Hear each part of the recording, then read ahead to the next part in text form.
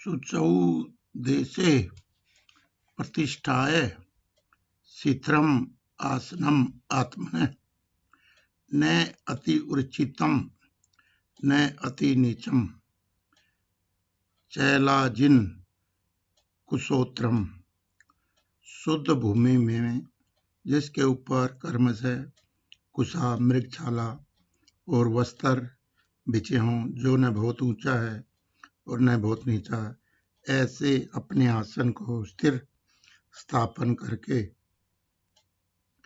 तत्र एकाग्रम मनः कृत्वा यत् चित्त इंद्रिय अक्रिय उपविश्य आसने युज्यात योगम आत्म विशुद्धि।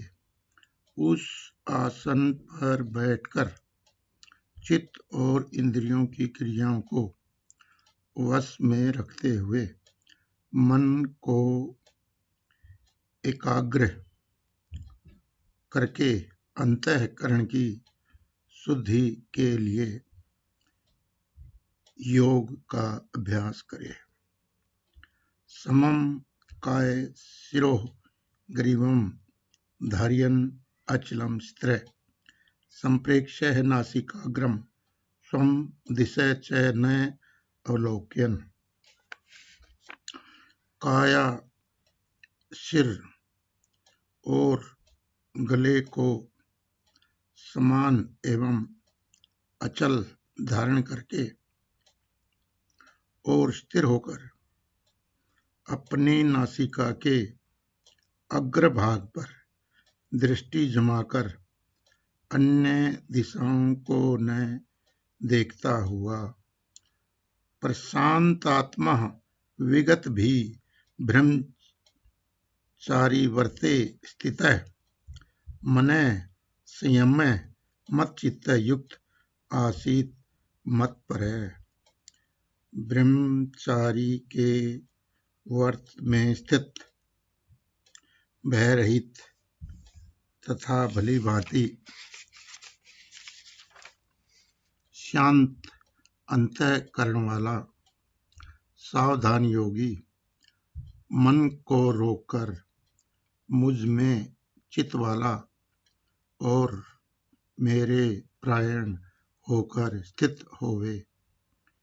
युजन एवं सदा आत्मानं योगी नियतमानसः शांतिम निर्वाण परमां मत्स्थाम अधिगच्छति। वश में किए हुए मन वाला योगी इस प्रकार आत्मा को निरंतर मुझ परमेश्वर के स्वरूप में लगाता हुआ मुझ में रहने वाली परमानंद की प्रकाष्ठा रूप शांति को प्राप्त होता है। न अति असंतः तु योगे अस्ति न च एकांतम अनसंतः न च अति स्वप्नशीलस्य जागृत न एव च अर्जुन। हे अर्जुन, यह योग न तो बहुत खाने वाले का, न बिल्कुल न खाने वाले का, न बहुत सहन करने के स्वभाव वाले का, और न सदा जागने वाले का ही सिद्ध होता है। युक्त आहार विहारस्य युक्त चेष्टस्य क्रमसु युक्त स्वपन अवबोधस्य योगे भवति दुःखः। दुखों का नाश करने वाला योग तो यथा योग्य आहार विहार करने वालों का, कर्मों में यथा योग्य चेष्टा करने वालों का और यथा योग्य सोने तथा जागने वालों का ही सिद्ध होता है।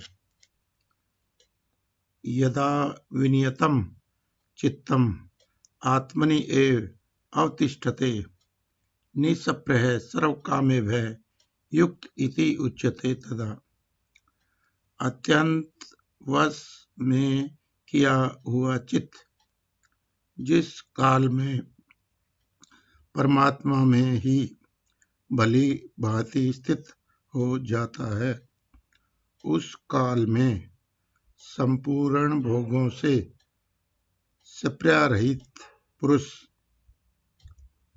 योग युक्त है, ऐसा कहा जाता है।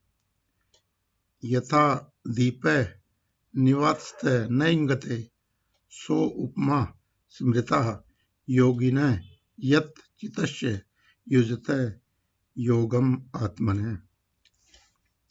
जिस प्रकार वायु रहित स्थान में स्थित दीपक चलायमान नहीं होता, वैसे ही उपमा परमात्मा के ध्यान में लगे हुए